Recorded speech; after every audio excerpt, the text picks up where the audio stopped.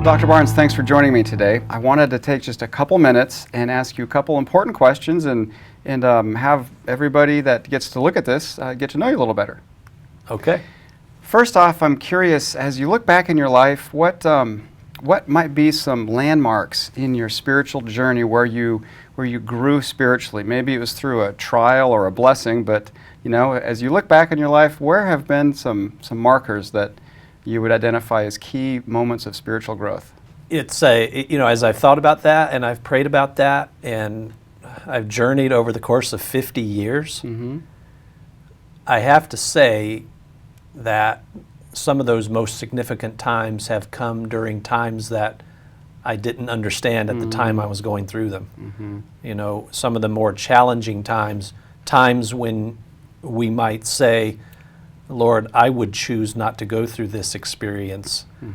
And I've learned to ask, Lord, what would you have me learn from this experience, as opposed to why do I have to go through this experience? That's a pretty mature attitude. I'm wondering if you would mind sharing the example you shared with me the other day about backing into a pole. When I was 15 years old, actually I might have been 14, I didn't know how to drive a car. My sister was driving the car that would ultimately be mine, and I was tired of waiting on her in my grandparents' house. It was a stick shift, so not only did I not know how to drive, I didn't know how to use a stick shift. But to try to speed her up, I decided to get in the driver's seat and start driving the car. I wasn't looking over my shoulder.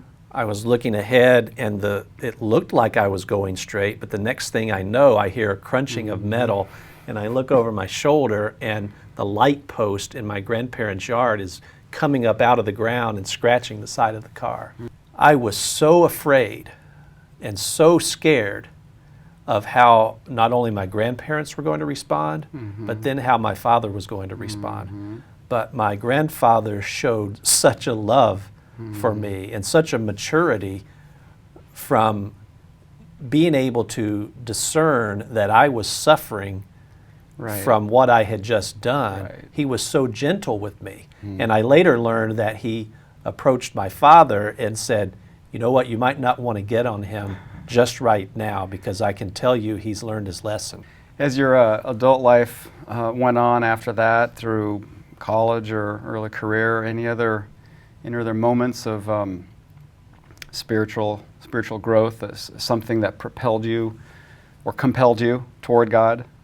Over the course of time, when you're growing up and you've got a lot of energy, you've got a lot of vision, you've got a lot of enthusiasm, and in life it's quite often more about you and your career, and it's easy to get focused on ourselves. And so for many years, as I thought maybe that would lead into a presidency of a college, and over the years I've been molded and framed to say, okay, Lord, should that be the way you can use me, let it be the right institution at the right time. Well, another question I'd like to ask, and I know our viewers would be interested in also, is over the years, where have you gained wisdom? As you look back on your life, has there been any circumstance or event or relationship through which God really has worked in your life in a way to grow in wisdom? I think I've gained in wisdom, but it's one of those things that I don't believe that I'm there. Perhaps no one can ever be, the epitome of wisdom. But certainly circumstances that the Lord has allowed me to go through and molded me through and strengthened me through. A student asked me, what is the first change you would like to make or bring to Grace University? And I believe it might have been wisdom I had gained over the years and some discernment that enabled me to answer that question in a way that was authentic. And the answer was, but I think it showed some wisdom, if I can say that. And I said, I don't want to bring change to Grace University. I want to bring what God has given me and utilize it for what God wants to do at Grace. Always open to what God wants for the future. That's good. Yeah, absolutely. Well, we appreciate you, your leadership here. We do believe that you're God's man for the time and the place, and so it's just a breath of fresh air to have you here, and we want to thank you for your role here. It's my pleasure.